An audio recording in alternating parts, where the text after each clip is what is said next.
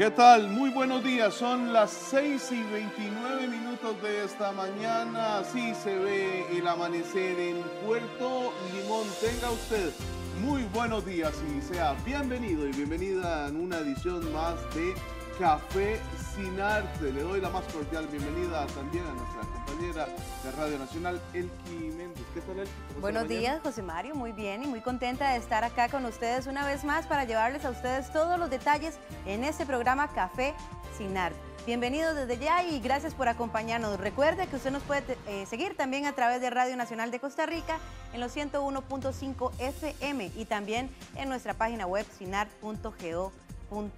Quédese con nosotros toda esta mañana y por supuesto bienvenido desde ya a esta hora de información para que usted tome su mejor decisión en las próximas elecciones presidenciales el 2 de febrero.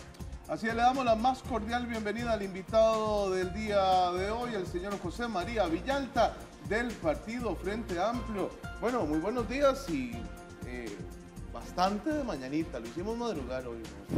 Buenos días, por dicha estamos tomando nuestro cafecito y muy contentos de estar en el programa. Un saludo para toda la gente que está hoy con nosotros. Perfecto. Vamos a aprovechar también para saludar a nuestra compañera de redes sociales, Diana Vázquez. Buenos días, Diana.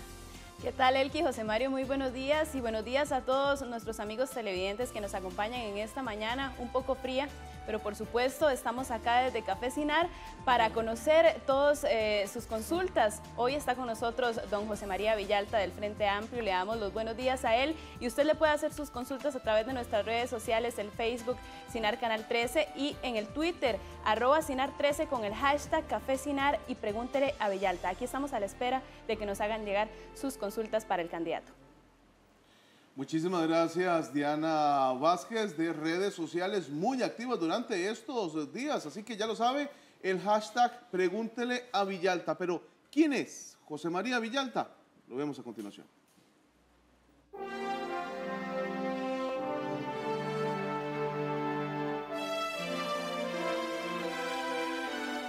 Saltó a la palestra pública cuando ganó un puesto en la Asamblea Legislativa y se convirtió en el sucesor de José Merino del Río en el partido Frente Amplio. Su desempeño en el Congreso de la República lo ha llevado a entrar en polémica con algunos compañeros diputados y su posición radical también le ha hecho ganar adeptos. Nuestro invitado de hoy es José María Villalta Flores Estrada. Tiene 36 años y aunque por situación familiar tuvo que vivir en Perú durante algunos años, el colegio y sus estudios universitarios los realizó en Costa Rica. Actualmente vive en unión libre y es padre de un niño de 2 años. Desde su época universitaria se desempeñó en algunos cargos como representante de la Asociación de Estudiantes de Derecho ante el Consejo Universitario y hasta fue miembro de la Federación de Estudiantes de la UCR. Activista acérrimo contra el combo del ICE y del TLC, Villalta también fue presentador de televisión en el programa Era Verde de Canal 15. Es abogado y se convirtió en asesor legislativo primero de José Merino del Río y luego del diputado Gerardo Vargas del Partido Acción Ciudadana. En marzo de este año, la Asamblea Nacional del Frente Amplio lo elige como candidato presidencial para las próximas elecciones. El 9 de marzo, la Asamblea Nacional del Frente Amplio escogió a Villalta como candidato del Frente Amplio para las elecciones presidenciales del 2014. Una de sus banderas de batalla son las 100 propuestas que han presentado los diputados del Frente Amplio, un centenar de proyectos de los cuales 10 ya han sido aprobados en Asamblea Legislativa. Recientemente le pidió al sindicalista y candidato a diputado Jorge Arguedas abandonar su intención de ser diputado ante el cuestionamiento que tiene por agresión familiar. Villalta está convencido de que la gente debe tener el derecho de revocar el mandato de los políticos a los cuales elige y también de decidir exactamente a cuál prefiere en una lista. En Café Sin Arte, este es José María Villalta.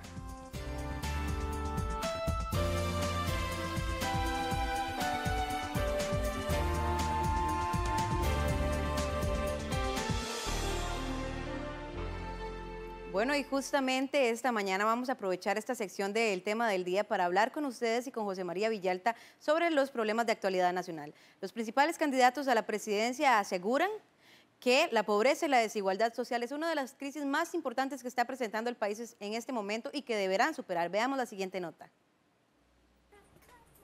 El informe del Estado de la Nación señala una desmejora en los índices de igualdad social en Costa Rica. Según el análisis, en el 2012 el coeficiente de Gini fue de 0,518. Entre más cerca del 1, más desigual la sociedad. Y esta es la cifra más alta entre 1987 y 2012. Los candidatos a la presidencia de la República coinciden en que es uno de los mayores problemas del país. Y el desempleo verdaderamente sorprendido. Y si usted ubica el desempleo en el tiempo, encontrará que eso viene más o menos 30 años para atrás. La desigualdad ha venido ampliándose, ciertamente el poder adquisitivo de las familias costarricenses es cada vez menor y ciertamente ha ido reduciéndose la clase media. Las políticas económicas de los mismos de siempre, de Liberación Nacional y de los que nos han gobernado en los últimos años, se han dedicado a fabricar la desigualdad, se han dedicado y han funcionado como una fábrica de pobres. Francamente no me sorprende el que la desigualdad aumente, porque eso es lo que produce este sistema de distribución injusta de la riqueza. Seguimos con ese 20% de pobreza imposible de reducir por más de 20 años, donde lo más grave en este momento es la desigualdad en el ingreso de los costarricenses y de la capacidad de empleo. Y por ello es que es urgente, como lo dije aquí antes, de que hagamos un cambio y es radical en la forma de gobernar este país. El actual gobierno de la República reconoció esa brecha. El porcentaje de pobreza sigue estando en el 20%, mientras que la pobreza extrema supera ya el 6% y el porcentaje de familias vulnerables un 12%, es decir, 1 de cada 3 hogares están en riesgo de entrar en la línea de pobreza. La tasa de desempleo, por su parte, alcanzó casi un 8% de la población económicamente activa, afectando principalmente a mujeres, a jóvenes y a estratos poblacionales con menor capacidad educativa. Desigualdad, una de las más altas entre 1987 y el 2012, en esos momentos la estamos viviendo, y un desempleo que casi ronda el 8%. Don José María, bueno, analicemos este tema del día con la presentación del Estado de la Nación, y precisamente hablaba uno de los candidatos a la presidencia, don Sergio Mena, que hay que hacer un cambio radical en la forma de gobernar. Yo creo que la mayoría de nosotros ha escuchado eso, pero bueno, al final, ¿cómo ponerlo en blanco y negro? ¿Cuál es esa forma de gobernar que hay que cambiar y cómo hacer para cambiar estos índices? Bueno, sí, efectivamente lo que pasa es que las políticas económicas que se han aplicado en Costa Rica han producido un incremento en la desigualdad. En la última década, Costa Rica es el país de América Latina donde más ha crecido la desigualdad. Esto es significativo porque en América Latina hay gobiernos de distinto signo político, distinto signo ideológico. Entonces, fíjense ustedes que algo se está haciendo muy mal en nuestro país para que tengamos esas estadísticas.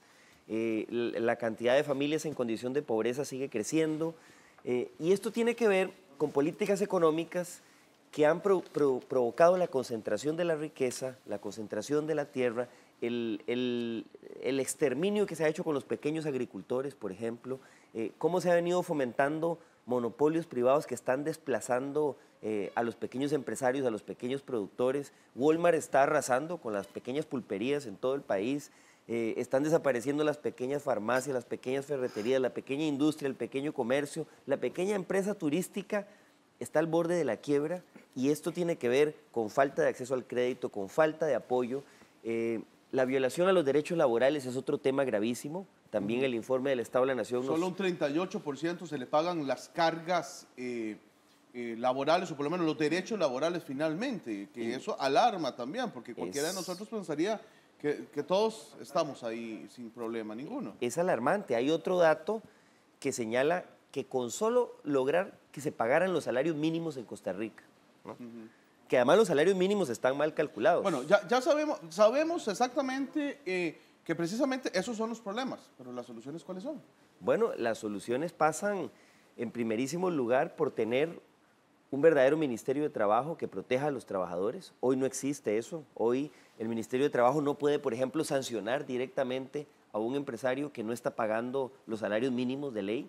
Si se pagaran los salarios mínimos, se reduciría la pobreza en un 30%, en una tercera parte. Significaría que se necesitan leyes para sancionar. Se necesita fortalecer la protección de la legislación laboral en primer lugar, darle al Ministerio de Trabajo herramientas para hacer como hace el Ministerio de Salud. El Ministerio de Trabajo es el único ministerio que no puede llegar donde hay alguien que está violando la ley laboral y de una vez obligarle a cumplir, ponerle una sanción, sino que el Ministerio de Trabajo tiene que poner un juicio para esperar 10 años a que se resuelva el problema. Imagínense si el Ministerio de Salud tuviera que hacer eso. El Ministerio de Salud puede ir, emitir una orden sanitaria, si no se cumple, ordena el cierre del negocio o aplica otras sanciones. Eso hay que hacerlo en materia laboral. Hay que revisar los salarios de los sectores más bajos, ¿no? Por ejemplo, trabajadores de plantaciones agrícolas, trabajadoras domésticas, lo dice también el Estado de la Nación. Son sectores donde hay porcentajes de trabajadores que no se les respeta ningún derecho, que viven en condiciones casi de esclavitud, que tienen trabajo, es decir, estamos hablando de familias donde el jefe de hogar trabaja incluso jornadas más de 8 horas y viven en pobreza porque sencillamente se les explota tanto y se les paga salarios tan bajos que no pueden satisfacer sus necesidades básicas. Y es que justamente hay un dato que a mí me alarmó muchísimo también en torno a la pobreza que se desprende del Estado de la Nación, y es el que habla de que la población en total, el 20% es pobre, está en extrema pobreza. Sin embargo, en el último año de ese 20%, poquito menos del 50% se hizo pobre hasta este momento, en el último año. ¿Qué es lo que está pasando en nuestro país? ¿Qué es lo que está desenfrenándose de tal forma que la pobreza está en aumento en una magnitud, veamos, o sea, un 42.5% no era pobre y este año lo es. ¿Qué es lo que está pasando? Así es, si no aplicáramos programas sociales que son mal administrados, esa pobreza se dispararía más, porque la política económica está concentrando riqueza. Es que esa es la otra cara de la moneda. En el último año, los multimillonarios en Costa Rica aumentaron notablemente. Pasamos de tener 85 multimillonarios con ingresos mayores a 30 millones de dólares a más de 100 multimillonarios. Y eso tiene que ver con la concentración de la riqueza, con la falta de acceso al crédito para los pequeños productores, con la falta de apoyo para la micro y pequeña empresa, con la falta de oportunidades a las mujeres, a los jóvenes, a los grupos que quieren desarrollar proyectos productivos, con el abandono de la agricultura, con el abandono de las zonas rurales. Son políticas que han estado aplicando los últimos gobiernos. Y en el tema de pobreza, además, el Estado de la Nación nos señala otro dato que es alarmante. No solo es que hay más de un 20% de familias en condición de pobreza, estamos hablando de casi 1.200.000 compatriotas de este país que no satisfacen sus necesidades básicas, sino que hay un 12% adicional que está en la cuerda floja, que está en condición de vulnerabilidad. En mi criterio, esas personas también son pobres.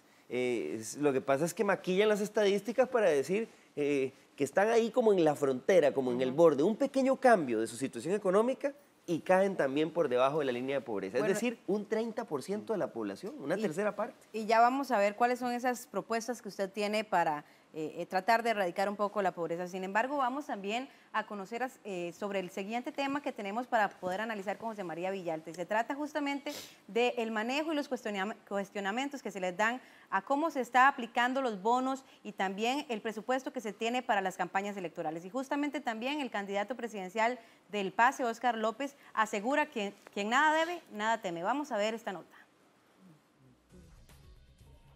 Desde abril se inició la investigación por parte del área de financiamiento de partidos políticos al partido Accesibilidad Sin Exclusión, PACE, luego de que finalizara el Tribunal Supremo de Elecciones, decidió elevar el informe al Ministerio Público.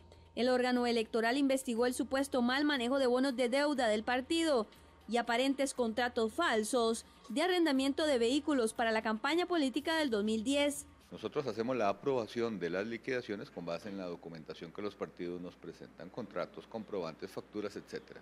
Si en virtud de una denuncia investigamos si en la realidad esas facturas no se ajustan plenamente, es decir, hay contratos que tal vez no se prestaron o se prestaron por montos menores a los que se presentaron, pues eso es la razón por la que entonces necesitamos que el Ministerio Público analice las pruebas y los hechos.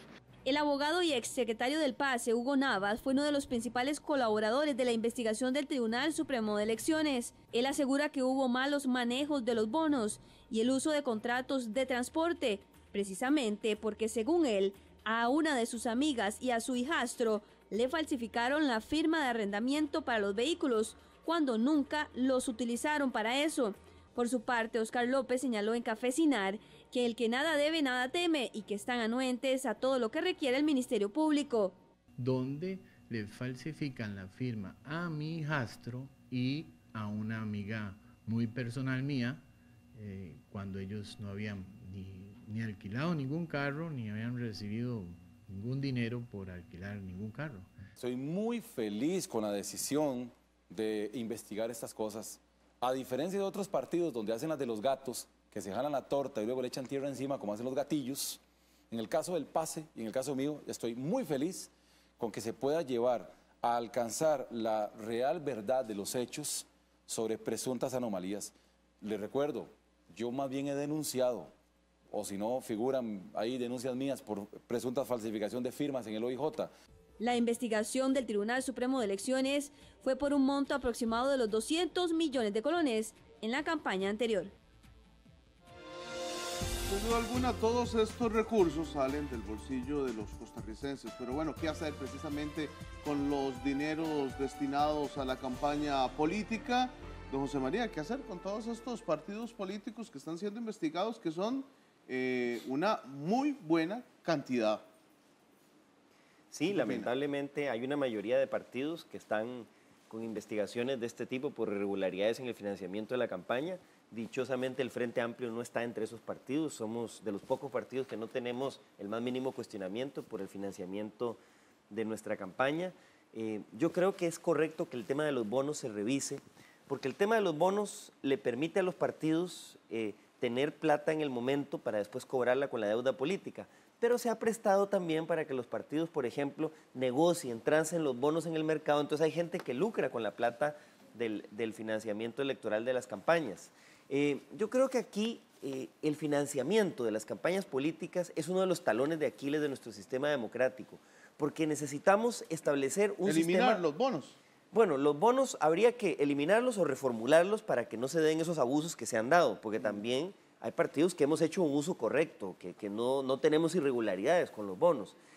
Pero el problema principal es que no existe una base de financiamiento mínimo equitativo para todos los partidos, como sí hay en la mayoría de países latinoamericanos. Una franja horaria, por ejemplo, donde se le garantiza a cada partido, bueno, usted va a tener tantos minutos a la semana para dar su mensaje en televisión, para llevar sus propuestas al electorado, un piso equitativo para todos.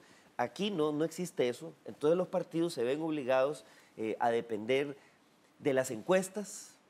Incluso se dan casos de partidos que buscan pagar encuestas para tratar de salir un poquito arriba y que alguien les preste plata. O se ven obligados a depender del financiamiento privado, o se ven obligados a hacer lo que hicieron un montón de partidos en la campaña anterior, donde tuvieron que inflar gastos, falsificar gastos, simular alquileres de vehículos, simular contratos de servicios profesionales, simular capacitaciones para tratar de cobrar plata posteriormente de la deuda política. Aquí lo que necesitamos es un mecanismo de financiamiento donde los recursos de la deuda política se puedan asignar al inicio de la campaña de forma equitativa a los partidos para que tengan una posibilidad de dar a conocer sus ideas y no estar dependiendo del mecanismo perverso de las encuestas, porque es un círculo vicioso. ¿Cómo va a salir un partido en las encuestas si no se da a conocer? Y no tiene plata para... Pero si no salen las encuestas, nadie le presta. Y si nadie le presta, no se puede dar a conocer.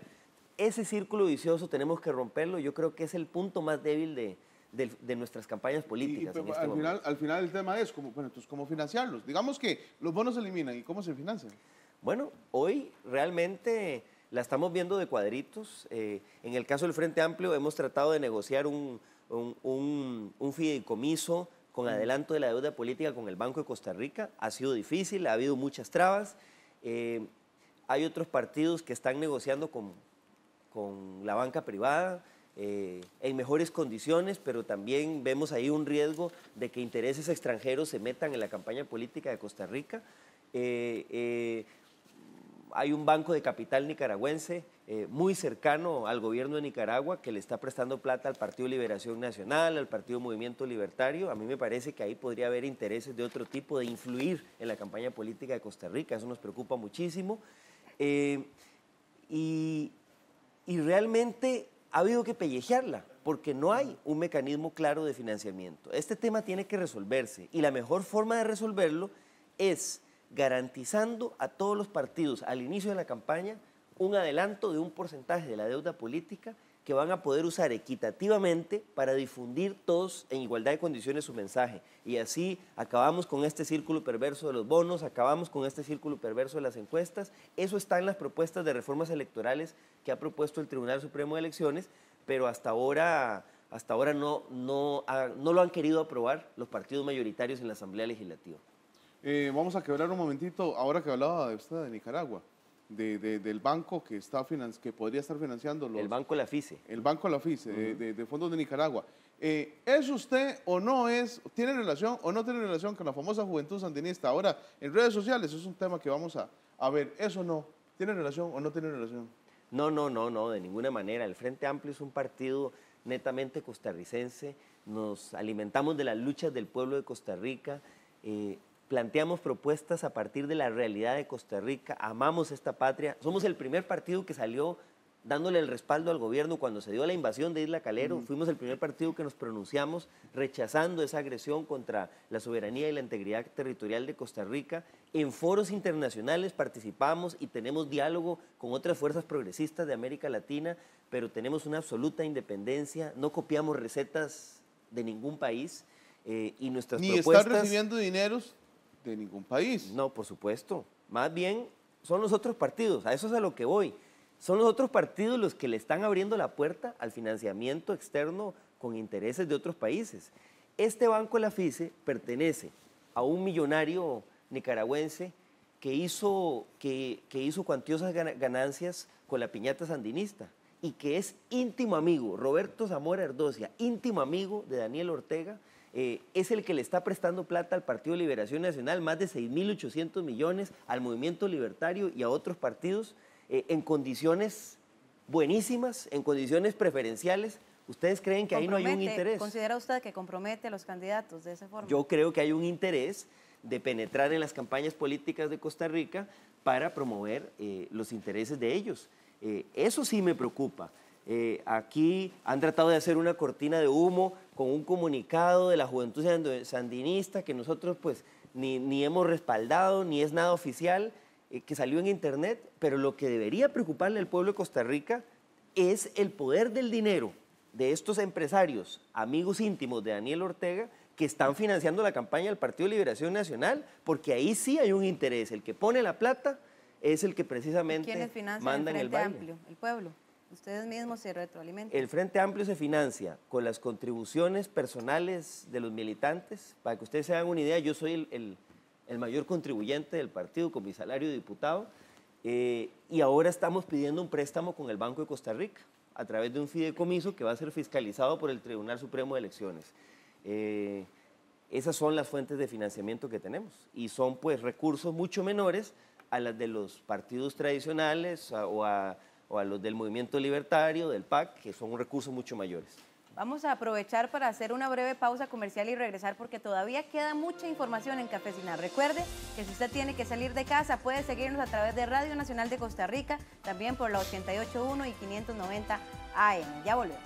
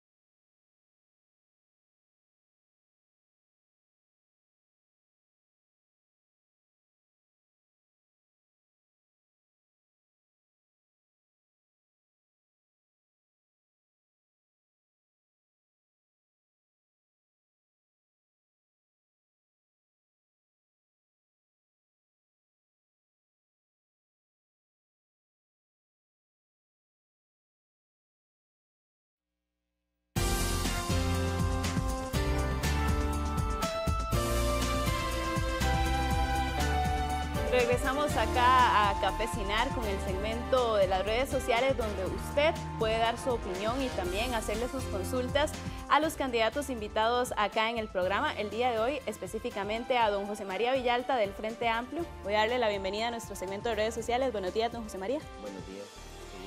Vamos a iniciar, don José María, y quiero recordarle que en este segmento usted tiene 1 minuto para contestar las preguntas que nos llegan a través de nuestras redes sociales. Vamos a iniciar con don Henry Morales Navarro, quien le consulta a don José María, ¿cuál va a ser su política en torno al conflicto con Nicaragua?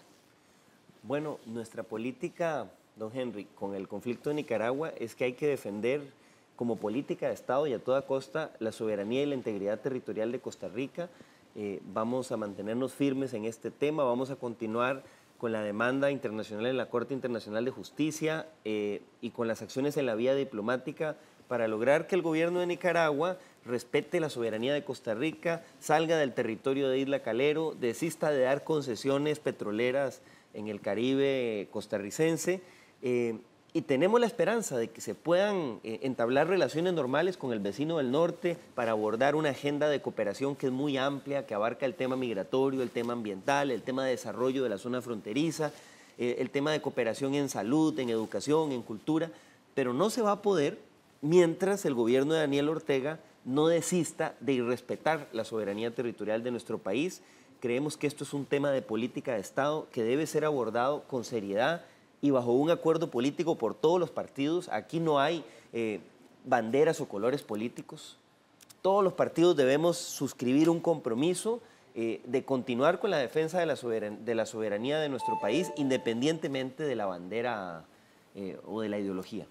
Bueno, José María, muchísimas gracias y quiero contarle que desde el día de ayer hemos estado recibiendo consultas para nuestra sección de redes sociales y nos llamó mucho la atención una consulta de Julio César que nos llegó a nuestro Facebook de Cinar Canal 13, donde nos preguntaba que cuándo estará listo su plan de gobierno. Nosotros nos dimos a la tarea de investigar, ingresamos a su página web oficial, a la parte del plan de gobierno de José María y lo vemos en pantalla, ahí los compañeros nos lo van a mostrar, y esa es la leyenda que sale. Nuestro plan de gobierno aún no está disponible y esperamos sus consultas, sus aportes para poder llevarlo a cabo.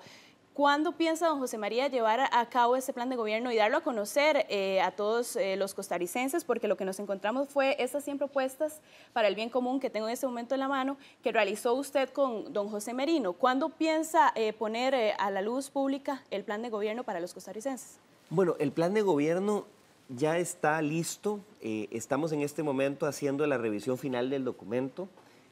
Hoy espero dejar terminado ya la revisión definitiva para empezar a publicarlo en las redes, en nuestras páginas. Espero que esté ya disponible a más tardar este viernes.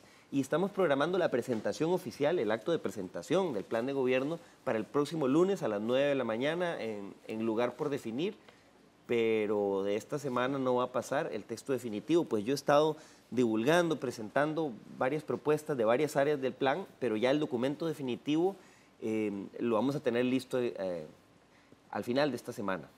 ¿Piensa que es un poco tarde o está de acuerdo con que es el tiempo adecuado para publicar su plan de gobierno en este momento? Pienso que es el tema adecuado porque la campaña apenas está calentando, la campaña apenas está empezando.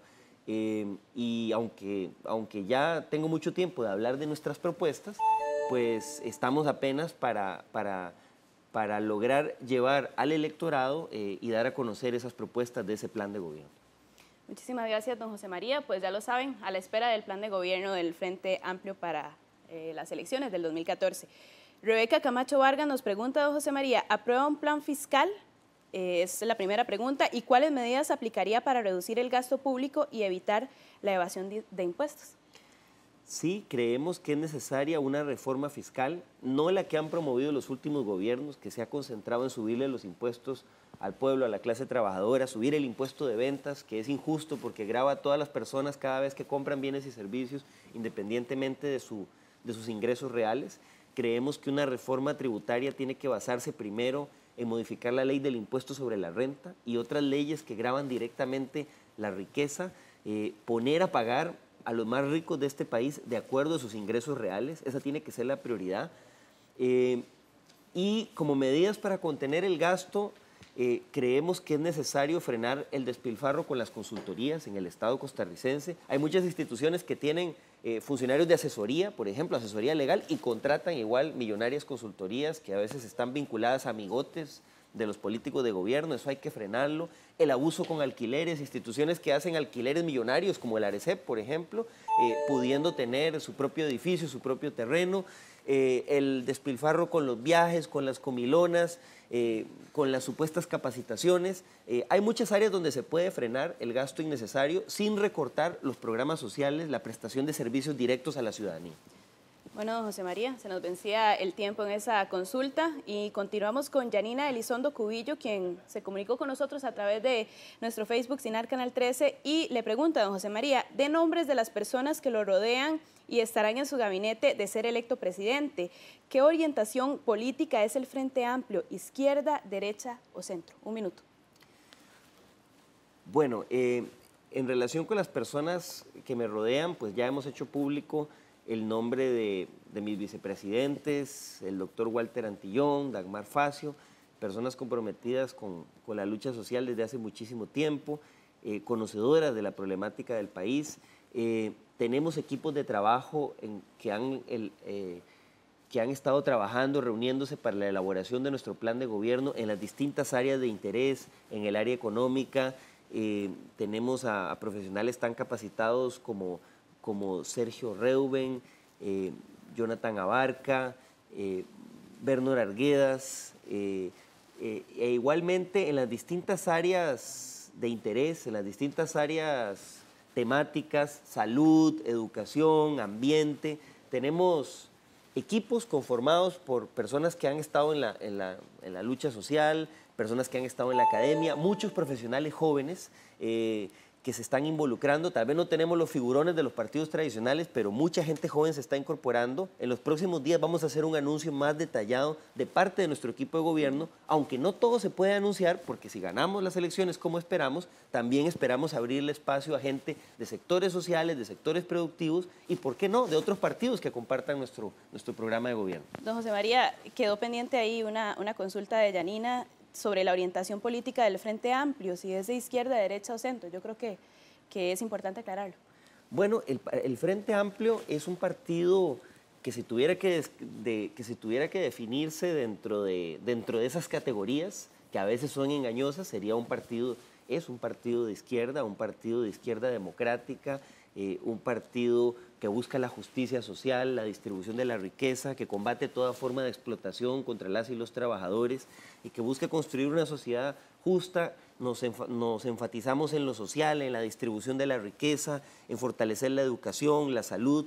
Creemos firmemente en la democracia, más bien creemos que hay que fortalecerla, que hay que pasar a una democracia más participativa, donde el pueblo sea artífice de las grandes decisiones.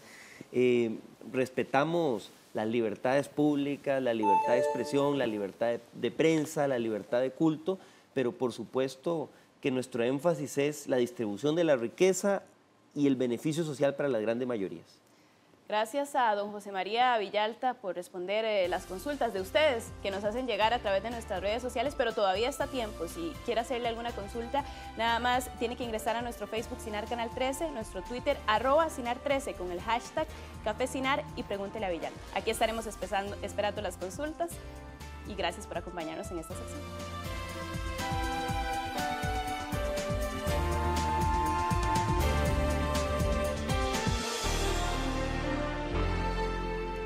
Bueno, y justamente en este momento vamos también a aprovechar para este segmento. Yo propongo en donde el candidato invitado en esta ocasión, José María Villalta, tiene un espacio para poder darle a conocer a los costarricenses, don José María, en aproximadamente 7 minutos, los pilares más importantes de su plan de gobierno y lo que primero ejecutaría como presidente de la República. Aunque no está terminado. Bueno, prácticamente está terminado. Lo que estamos terminando de diagramar es el documento de presentación, pero el plan de gobierno está listo ya desde hace varios días y lo que estamos haciendo es afinar el documento para la presentación final, que será, espero, el próximo lunes. Okay, perfecto. Estaremos esperando nosotros también. Bueno, pero ¿cuáles son? Bueno, nosotros en el Frente Amplio le daríamos como prioridad número 1 a nuestro gobierno la lucha contra la desigualdad social y la reducción de la pobreza. Creemos que es el tema principal al que hay que abordar de forma integral. Y para abordarlo de forma integral, tenemos propuestas primero en la defensa de los derechos de los trabajadores. Hablaba ahora de la necesidad de reformar la ley para darle al Ministerio de Trabajo herramientas reales que permitan proteger los derechos de los trabajadores, intervenir cuando se está violando un derecho, cuando no se están pagando salarios justos, los salarios de ley, y poder aplicar directamente en sede administrativa las sanciones necesarias para proteger esos derechos. Necesitamos además revisar las categorías salariales de los trabajadores más explotados, esa va a ser una prioridad. Trabajadores como los trabajadores de las plantaciones agrícolas, trabajadoras domésticas, que están recibiendo ingresos que no permiten llevar una vida digna, como dice la Constitución política. Vamos a proponer también la ruptura del tope de cesantía. Ya hay un proyecto en la Asamblea Legislativa. Nos parece injusto que si un trabajador labora por 40 años para una empresa pública o privada, solo le quieran pagar 8 años. Eso es injusto. Habría que ver cuál empresa acepta eso en los contratos con el Estado, ¿no? Si Autopistas del Sol, OAS o cualquiera de estas aceptarían que si el contrato era por 20, solo les paguen 8. Esto es algo que perjudica directamente a los trabajadores. En segundo lugar, vamos a concentrar los impulsos de la actividad económica a generar empleo, reactivando la producción para el mercado interno, con énfasis en la distribución de la riqueza, en la economía social y en el comercio justo. Y esto significa impulsar un vigoroso programa de incentivos, de apoyo, de promoción a las micro, pequeñas empresas, a las cooperativas, a las empresas de trabajadores, de mujeres, de jóvenes, a las figuras de economía social. Creemos que los gobiernos en los últimos años han abandonado esta área y han dedicado todo el apoyo a grandes empresas transnacionales, descuidando la producción para el mercado interno. Esto pasa por reactivar la producción agropecuaria. Vamos a reactivar las funciones de apoyo que tenía el CNP y que fueron eliminadas y que ha sido un error gravísimo.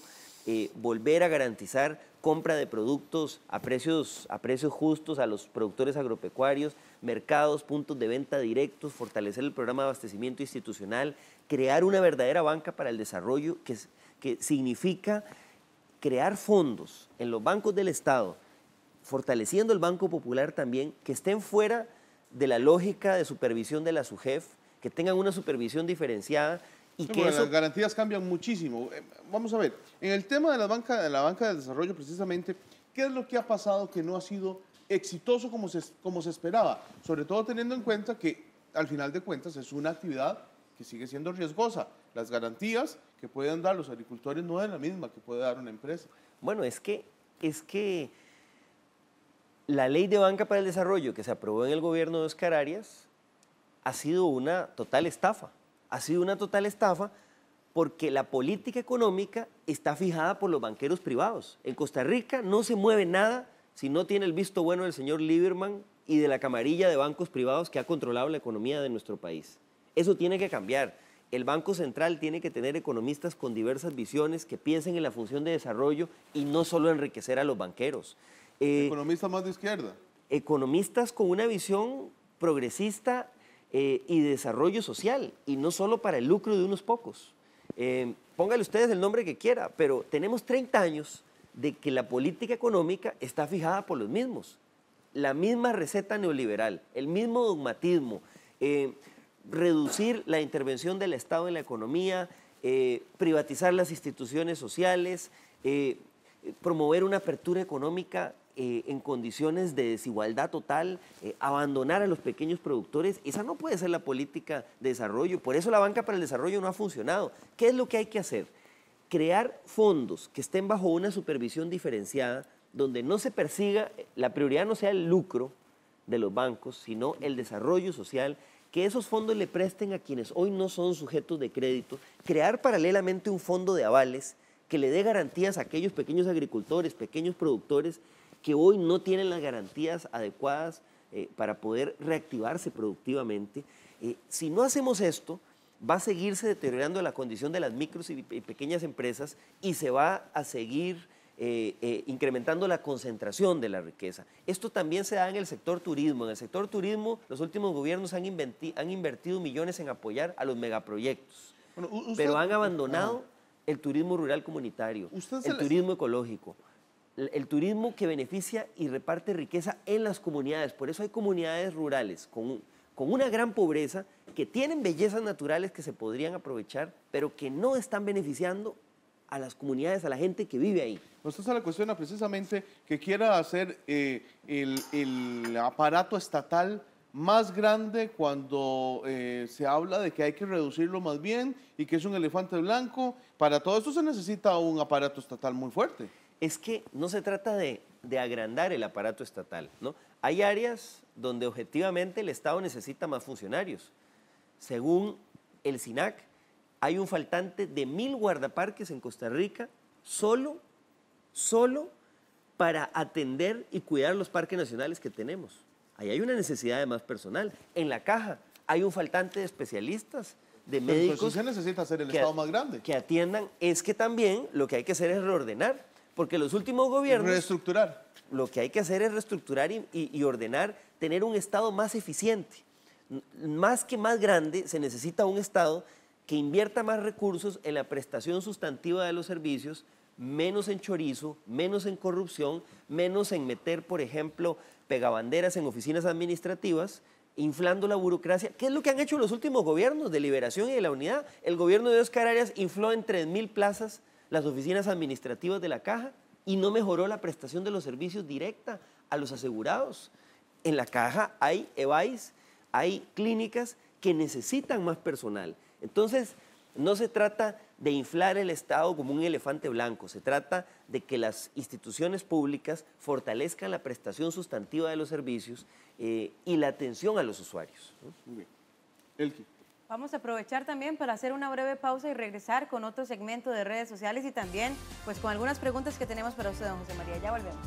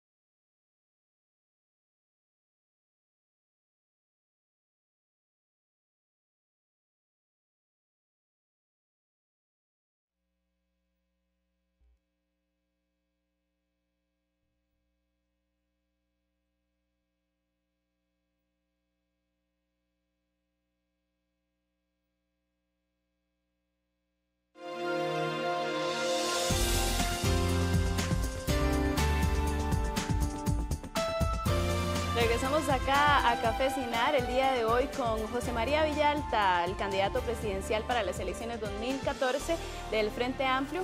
Continuamos con las consultas que nos hacen llegar a través de nuestras redes sociales, el Facebook Cinar Canal 13 y nuestro Twitter @Cinar13. Don José María, retomamos. Paloma Escobar le pregunta, ¿qué medidas tomará en cuanto al sistema penitenciario de nuestro país? Bueno, el sistema penitenciario requiere una intervención urgente en el corto plazo. Hay un empréstito de $50 millones negociado con el BID que está ahí ocioso, que no se está ejecutando por este gobierno. Tiene 2 años de pagar intereses y no se está usando la plata. Creemos que hay que redireccionar o renegociar los recursos de este empréstito para atender las necesidades urgentes de inversión en infraestructura carcelaria, atender lo más urgente del hacinamiento, que es un problema real, para que no se tenga que liberar a reos que no cumplen las condiciones o que no han terminado su condena o que no cumplen las condiciones para reinsertarse en la sociedad. Pero también tenemos que tener una política penal distinta. Es importante retomar la propuesta de reforma al Código Penal que establecía todo un sistema de penas alternativas, porque aquí se ha venido dando la tendencia de que se encarcela a la gente por delitos menores, delitos que podrían tener otro tratamiento, cuando la cárcel debería reservarse para los crímenes más graves que ponen en peligro la vida, la seguridad de las personas. Penas alternativas como cuáles, bueno, como prestación de servicios de utilidad pública, trabajar en proyectos de obra pública, estudiar, llevar tratamiento de adicciones, María, lo alternativas para buscar la reinserción de la gente, de los reos en la sociedad, que no impliquen únicamente el encarcelamiento. Me interrumpo un momento porque se nos venció el tiempo para aprovechar al máximo todas las consultas que nos llegan a través de nuestras redes sociales. Don Roger Madrigal, ¿qué planes tiene en política cultural, en el ámbito cultural, don José María? ¿Cuál es su plan? Bueno, precisamente ayer estuvimos en un intento de debate hablando de este tema. Lástima que el gobierno saboteó la actividad, pero para nosotros las políticas culturales deben pasar por reconocer el valor de la cultura, que la cultura pase a formar parte de la canasta básica, que se reconozca como una necesidad básica de la población. Necesitamos una nueva ley de cultura que fortalezca y proteja los derechos de los trabajadores de la cultura. Necesitamos incrementar el presupuesto del Ministerio de Cultura y para esto creemos que se podría hacer subiendo los impuestos a productos culturales enlatados, a esas telenovelas, a esa cultura chatarra que estamos importando. Hay que incrementar el apoyo a los artistas nacionales, a las producciones culturales nacionales, su presencia en medios de comunicación, su preferencia respecto a productos importados, y también tenemos que vincular la política de promoción de la cultura en los barrios, en las comunidades, con la política para reducir la delincuencia, para recuperar los espacios públicos, con la política social. Se puede hacer mucho impulsando la cultura en las comunidades más abandonadas, más empobrecidas de este país, dándole más alternativas de integración y de expresión a esas comunidades. Gracias, don José María. Y ahora lo interrumpo no para hacerle una consulta, sino para darle la bienvenida acá a Café Cinar a una persona bastante importante en su vida, creo yo. Se trata de su pareja, doña Laura Chinchilla, quien está en este momento con nosotros vía Skype y quiere saludarlo en esta mañana, don José María. Doña Laura, ¿cómo amaneció? Hola, ¿qué tal? ¿Cómo está? Bien, por dicha, doña Laura, bienvenida acá a Café Cinar. Y bueno, lo que queremos es que le dé un pequeño mensaje de apoyo a don José María Villalta en este camino que emprendió, pero que todavía falta bastante. Adelante. Hola, mi amor. ¿Aló, mi amor? Hola, Sí, hola. te escuchamos. ¿Qué tal, mi amor? Bien, bien. Muy bien, como siempre. Bueno, es el mismo mensaje a diario, ¿verdad? Estamos muy contentos, muy contentas con lo que está pasando. Estamos muy felices de ver que la gente ya no come cuento, que el pueblo está despertando y demostrando que por primera vez se puede hacer una campaña sin plata, pero con ideas. Entonces, mi amor, te felicito, estoy muy orgullosa de lo que estás haciendo, ha significado un esfuerzo familiar y colectivo grande, pero sabemos que vale la pena. Y cada vez que te escucho, me convenzo de eso. Gracias, Laura. Don José María, ¿qué le dice usted a su pareja? Que muchas gracias, mi amor, y pues sin tu apoyo y sin el apoyo de la familia no podríamos sostener esta lucha que estamos dando. Yo sé que implica mucho sacrificio, mucho esfuerzo, que le quita tiempo a la familia y te agradezco muchísimo esa confianza.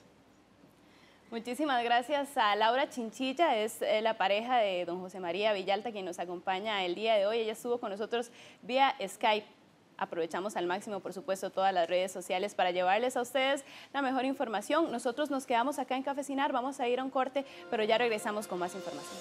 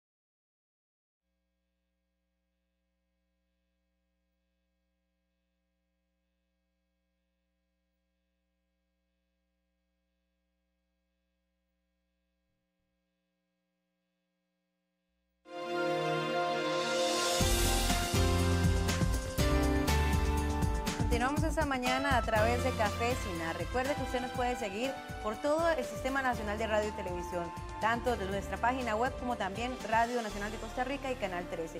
Estamos esta mañana con José María Villalta, candidato presidencial del Frente Amplio, y queríamos abarcar algunos temas importantes. Don José María, hay algo importante y es también otro de los datos que se desprende del Estado de la Nación, y es justamente que este año, pese que cuando hay procesos electorales es cuando mejor está el país, llamémoslo así, en esta ocasión pues fue diferente. Continúa, ellos lo llaman como un episodio de conflictividad social. Los candidatos presidenciales deben ser conscientes y pues realistas del compromiso y el riesgo que van a tener que cumplir al tomar un país en las condiciones en las que se encuentra ese país. Usted lo hace también porque lo hace hincapié en el tema de la pobreza y de la desigualdad. Sin embargo, también tenemos que tener en cuenta que hay que tener otro factor que viene a afectar y es el costo de la vida. El costo de la vida aumenta, la pobreza aumenta, es un desequilibrio y ese es el compromiso y esa es la conflictividad de que se habla socialmente que hay que enfrentar. ¿Cómo prepararse un presidente para 4 años de mucho compromiso, de mucho enfrentamiento social? Bueno, la solución al problema o la atención al problema del costo de la vida es parte de las políticas que estamos planteando también para combatir la pobreza. Hay que frenar ese aumento para que pueda mejorar los ingresos de las familias. Y ahí hay varias cosas que hay que hacer. Hay que recuperar la capacidad del Estado de regular precios en productos de la canasta básica, en el mercado de las medicinas, que está en este momento en manos de monopolios, de importadores y comercializadores que manipulan los precios a su antojo. Ahí hay que tener una mayor regulación. ¿Frenaría usted esa inversión extranjera? Usted lo decía inclusive en su punto número 2, y reforzaría la producción nacional. No se trata de frenar la inversión extranjera, se trata de apoyar también ese otro motor de la economía, que es la producción para el mercado interno. La inversión extranjera tiene que regularse y direccionarse para que beneficie objetivos de desarrollo, garantizando que se respeten las normas laborales, las normas ambientales. No se trata de frenar inversión, se trata de tener una estrategia de desarrollo inteligente sin abandonar a los más pequeños, que son la inmensa mayoría del sector productivo. En el tema de los precios de la canasta básica, hay que frenar los abusos de monopolios privados que están manipulando los precios a su antojo. Aquí, por las políticas neoliberales, el Estado se ha retirado y ha aplicado eso de dejar hacer, dejar pasar y está rigiendo la ley de la jungla. Hay instituciones como la ARECEP que no están funcionando. La ARECEP gasta millones en alquilar edificios de lujo en la zona de más plusvalía del país, en la zona más cara del país, pero no está regulando adecuadamente los precios. La conflictividad social tenemos que abordarla entendiendo que las condiciones del país han cambiado.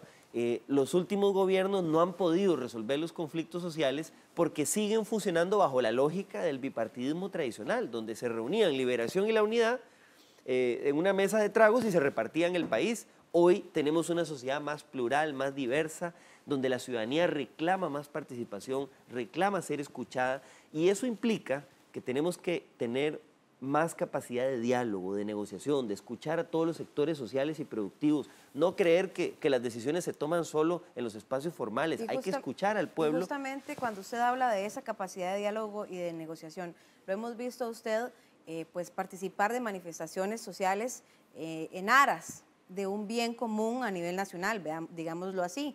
En algunas ocasiones ha habido respuesta del gobierno, en otras no. ¿Siente usted que en un gobierno suyo existiría una mesa abierta, una puerta abierta para ese diálogo y que no habría tanta manifestación porque el pueblo estaría más satisfecho tal vez con su gestión? Por supuesto, porque nosotros frenaríamos las políticas de privatización de la Caja, de privatización del ICE, que son, por ejemplo, focos de conflicto y de manifestación en este momento. Y también porque impulsaríamos cambios para promover una democracia más participativa. Hoy la ciudadanía reclama más participación, la gente ya no se cree ese cuento de que la democracia es votar cada 4 años y después quejarse los 4 años de lo malo que está el gobierno. La gente quiere participar y entonces hay que hacer cambios. Hay que impulsar, por ejemplo, presupuestos participativos en las instituciones y en las municipalidades para que la ciudadanía sea parte de la decisión de cuáles son las prioridades de la obra pública. Esto ayudaría a frenar la corrupción. hay que impulsar verdaderas auditorías ciudadanas a lo interno de las instituciones para que la gente fiscalice la mejora en la prestación de los servicios. Hay que establecer mecanismos de consulta popular, cabildos, plebiscitos, referendos para aquellos proyectos, aquellos temas de gran conflicto social, por ejemplo en la parte ambiental, que la ciudadanía sea parte de las grandes decisiones, la revocatoria de mandato, que la gente pueda quitar un diputado, incluso un presidente que no está dando la talla, el voto preferente para diputados, para que la gente pueda elegir directamente cuáles son sus mejores representantes. Si no impulsamos estas reformas para dar más participación y no entendemos que la sociedad costarricense se ha vuelto más plural, más diversa, que no hay ningún partido que tenga una mayoría aplastante, pase lo que pase el 2 de febrero, algo está claro. La próxima Asamblea Legislativa va a ser una Asamblea Legislativa donde va a haber muchas fuerzas políticas representadas porque nuestro pueblo cada vez más refleja una diversidad de ideas políticas, de criterios, quiere repartir el poder, no le quiere dar todo el poder a un solo partido y esto implica que los partidos tienen que aprender que se acabaron esos tiempos del gobierno absoluto, del poder absoluto, de la imposición, de la negociación debajo de la mesa y tiene que haber una cultura de mayor diálogo, de mayor negociación, que es lo que no ha sabido hacer este gobierno y los últimos gobiernos que hemos tenido. Ok, vamos a cambiar de tema, José María. Usted es el líder de una de las agrupaciones políticas más importantes ahora, en estos momentos, en nuestro país. ¿Cómo analiza el tema de lo que está sucediendo con Jorge Arguedas si usted, que es el líder de la agrupación, le dice que se vaya y el candidato a diputado dice que no se va? Entonces, ¿en dónde queda la figura del líder, don José? Bueno, realmente no soy solo yo, este planteamiento lo ha hecho el Comité Ejecutivo Nacional y lo vamos a discutir en una Asamblea Nacional que tenemos el próximo sábado. Al final, yo creo también en liderazgos colectivos y será nuestra Asamblea Nacional la que tomará la decisión definitiva sobre el caso de don Jorge Arguedas. Pero eso no habla ya de una cierta... de una persona que no va a estar pegado a la ideología de su partido y que va a suceder como le sucedió al PAC en 2 ocasiones, como le sucedió al PAS ahora que los... Pero le sucedió cuando ya tenía tiempo de estar en un plenario. En ese momento es peor porque entraría ya casi siendo un diputado independiente. Pero también vean ustedes la otra cara de la moneda. También refleja cuál es el estilo de liderazgo que tendríamos en un gobierno. En cualquier partido se puede colar una persona que no cumple los requisitos para ser candidato. Pero la diferencia es cómo reaccionar. En el Frente Amplio optamos por no tapar nada, por no callar un problema y tomar medidas contundentes. Comprobamos que el señor Arguedas, por sus antecedentes, no cumple los requisitos para ser candidato e inmediatamente actuamos. Inmediatamente actuamos y le solicitamos la renuncia. Esto marca una diferencia abismal con otros partidos que para evitarse un problema en las elecciones hubieran callado este asunto, como lo han hecho en el pasado muchos partidos. Muestra cómo sería un liderazgo de nuestro gobierno, implacable con situaciones similares. Al final la decisión la va a tomar la Asamblea. Si don Jorge no renuncia, nuestra Asamblea decidirá si lo que procede es anular su nombramiento. Y si esa anulación no se da, será única y exclusivamente porque el Tribunal Supremo de Elecciones opta por proteger a este candidato. Pero el partido está actuando, por supuesto, el partido está actuando a tiempo, está actuando oportunamente. ¿Qué es lo que realmente hubiera debilitado el Frente Amplio? Que nosotros tapáramos una situación así. Si tenemos en nuestros estatutos que alguien con antecedentes de violencia doméstica no puede ser candidato y por cálculo político callamos, eso es lo que nos hubiera debilitado y nos hubiera hecho parecernos a otros partidos que ustedes han mencionado. Pero el actuar con contundencia marca una diferencia clara. Si al final don Jorge no renuncia, será única y exclusivamente porque el tribunal se lo permite, pero que el tribunal asuma su responsabilidad también de interferir en la vida interna de los partidos. Aquí decía don José Miguel Corrales, cuando fue invitado a Café Cinar, que él de apoyar a alguien, a algún otro candidato, apoyaría a José María Villalta, aunque él no es comunista. Esas fueron las palabras que utilizaron. ¿Qué opinión le merece esta opinión de don José Miguel Villalobos? Corrales. Corrales, perdón, sí. Bueno, yo respeto muchísimo a don José Miguel. Me parece bien que él haga esa manifestación. Yo creo que lo que estamos viendo del proceso electoral, del apoyo popular, muestra que que es mi candidatura, que es la del Frente Amplio, la que está logrando crecer en apoyo ciudadano, en apoyo popular, y pues será muy bien recibido el apoyo de don José Miguel Corrales, ojalá que se concrete. Usted? Bueno, no como chiquitos, conste. Sí. Tengo un hijo de 2 años y está muy sanito, es un niño feliz. Esas etiquetas que se usaban en los tiempos de la Guerra Fría son engañosas. Pero asustan a la gente. Se usan para asustar a la gente, por eso yo prefiero no concentrarme en las etiquetas, sino en los contenidos. Pero hay que tomarlas en cuenta, porque al final mucho de eso es lo que hace el pueblo decidir. Por eso, lo que pasa es que, por ejemplo, en los tiempos de la Guerra Fría, la palabra comunista se asociaba para vincular a alguien que promueve el ateísmo y ataca la religión. Yo no soy enemigo de la religión, respeto la libertad de culto. Para vincular a alguien que quiere imponer una dictadura de un partido único. Entonces, ¿cómo lo podríamos llamar un comunista moderno? No creo en la dictadura, creo más bien en fortalecer la democracia. Para hablar de alguien que quiere acabar con la libertad de expresión y de prensa, yo más bien creo que hay que fortalecerla, que debe haber más radios en las comunidades, más medios de comunicación. Sí creo que debe haber una verdadera justicia social, una distribución de la riqueza, que los recursos de este país, los recursos estratégicos de Costa Rica deben estar al servicio de las grandes mayorías, de las comunidades, que debemos fortalecer la economía social, la propiedad comunitaria, acabar con toda forma de explotación contra los seres humanos, con toda forma de discriminación, construir una sociedad de oportunidades donde todos los seres humanos tengan garantizados ingresos mínimos que les permita vivir bien. Pero eso es una tarea muy difícil, don José María. Bueno, es una tarea difícil, gran reto. Pero esa es nuestra lucha. Pónganle ustedes el nombre que quieran. La etiqueta. Ustedes deciden cómo se llama eso. Eso es lo que yo pienso.